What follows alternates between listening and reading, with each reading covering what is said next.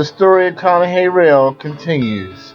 Conahey Rail, the build continues 2016. As we last left off 2015, I built this L-shaped layout. Then I quickly added on and it changed into this U-shaped layout. Then I also had installed buildings, and the guardrails track was all hand bent at 048 curves. As you see here, the buildings were added in on this end of it. The roadways are being built now through the 048 curve. I added correct late lines for the roadways and parking lots for different buildings as I'm trying to figure out where I want to place them. I spread the buildings throughout and also added parking lots as well and driveways. The buildings are MTH at this point in time. And then we focus on the scene here at the Strasbourg station with my GP30. But I quickly got bored with the U-shaped layout and added an additional section 4x8. That was enough room to spread the buildings out a little bit more than original. I still keep adding and making parking lots at this time. Here is a complete overview with the addition of the 4x8 to the U-shaped layout. This allowed me to make a nice yard and a section that was easy accessible. But I used 042 guardrail switches. What was I thinking? They were problematic. Here is my MTH granary that I really like. I installed this. This was one of my first buildings. And here are some more MTH buildings. I relabeled them as places that actually existed in my town. My favorite display is the Sinclair gas station. I named after my grandfather. And here is a MTH building that is an actual replica of a building in the next town over. As you can see, the buildings and houses are taking shape and roadways. I actually bought an SD70 Max. I was wanting a 16-wheel locomotive. This was TMCC as there wasn't any Legacy SD70 Max available quite yet. I enjoyed running this, but let's take a look at this in action.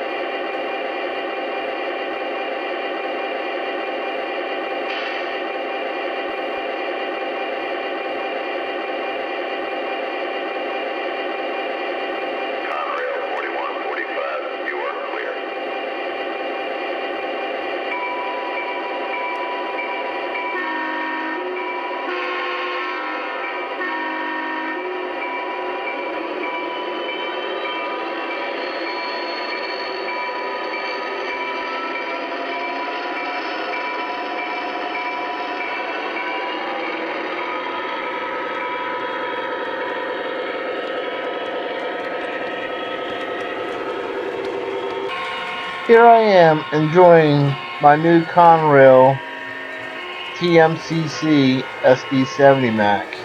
As you can see, it is running around my guardrails hand bent 048 curves. That's because this particular Lionel TMCC SD70 Mac had non-flanged wheels on both trucks. This allowed it to run on the tighter curves. I am learning how to run my TMCC at this point in time. It does not have as many features as Legacy. The one thing I did not like about this particular locomotive, it did not feature Odyssey. So I was had to continue to mess around with the throttle button to keep it at a steady speed. This made operating a locomotive a little frustrating, but I dealt with it at this point in time because I really wanted a 12-wheel locomotive.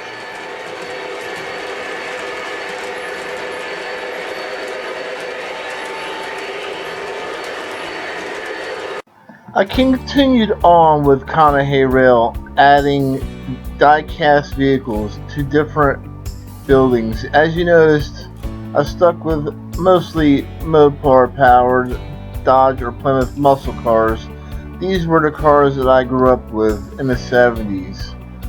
Dodge Challengers and Plymouth Kudos and Dodge Super Bs were common back in my day, as well as leaded gas that made them run, and a high horsepower engine such as the 426 Hemi and the 440 Magnum.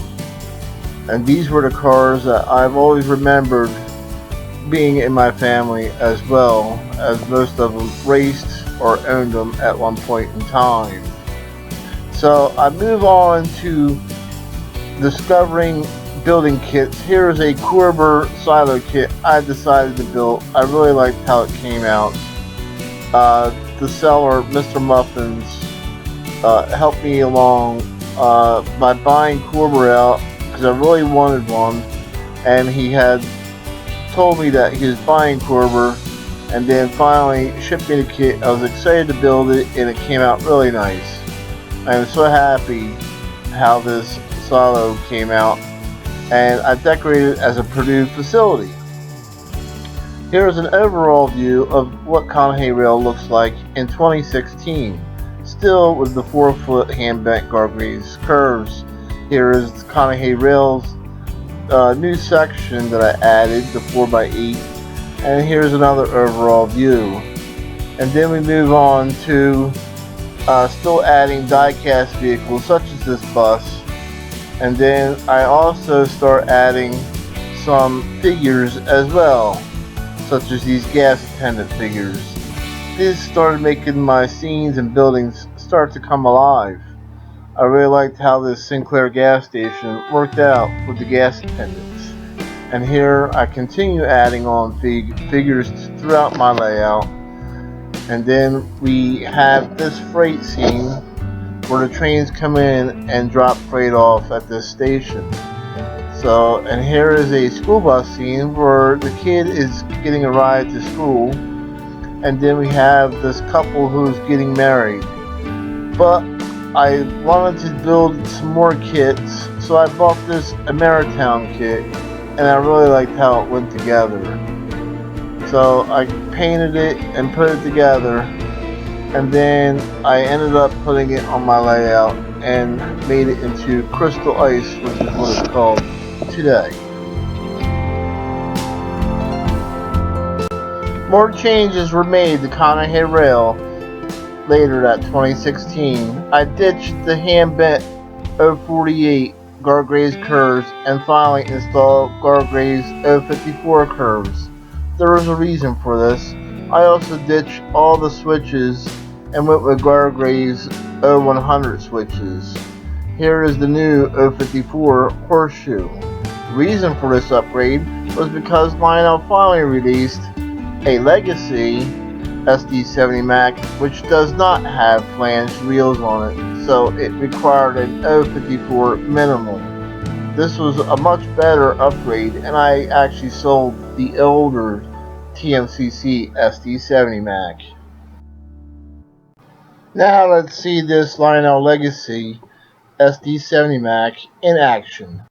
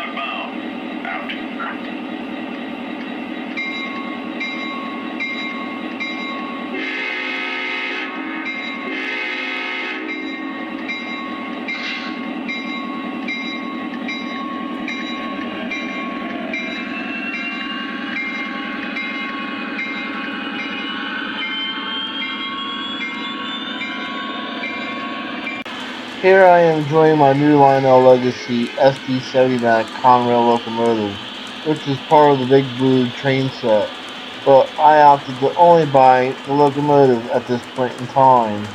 You can see a mix of freight cars that it is pulling, many of which I recognized that I sold later on because I had no direction of what I was really doing or what I wanted to run, so I pretty much bought anything and everything under the sun. Of course, when you're new to O gauge, that's what sometimes happens. The bay window caboose that's about to go by is also made by Lionel. Here is another view of the SD70 Mac.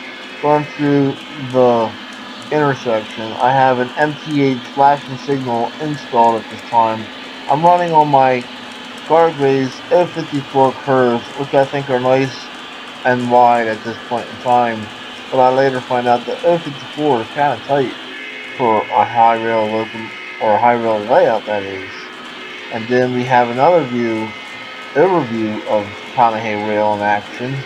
The SD70 Mac is going around the base, which had to be widened for 054, and then the train goes through the new 054 horseshoe, which there was enough room to put that in there. And then the locomotive continues pulling the train through the horseshoe at this point in time.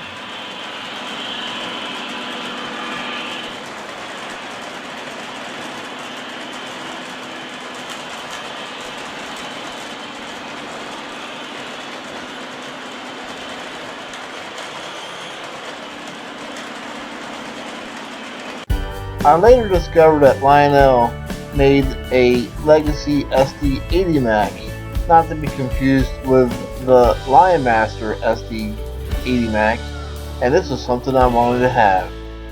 Let's check out the SD80 Mac in action with some hopper cars.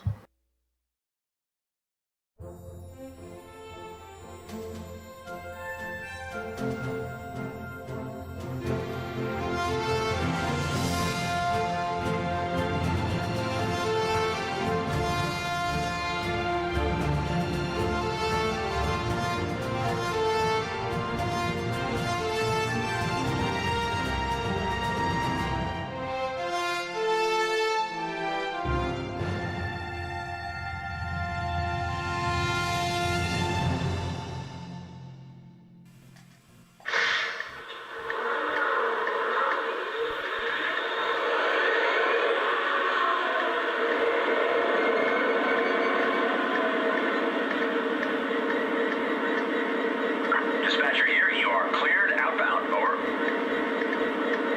Copy that, out.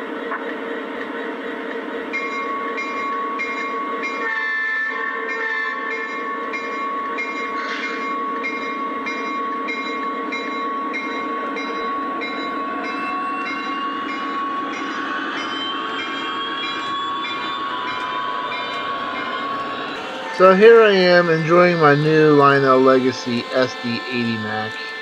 And once again, this is a Legacy, not to be confused with the Lionmaster, which is a totally different model. At this point in time, I planned on using the SD80 Mac to pull hopper cars like Conrail really did in real life. I enjoy my new features on the SD80 Mac and the fact that I'm adding more hopper cars to my railroad.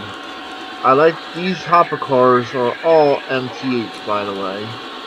These 6-car sets, and here we are, we're pulling them through the new 054 curve, which this end of the layout had to be flared outward a little bit to fit the 054 in place. And the SD80 Mac pulls the hopper car train through the horseshoe curve. It's on its way to the power plant, which supplies electricity, but it needs coal to run, just like in the 80s.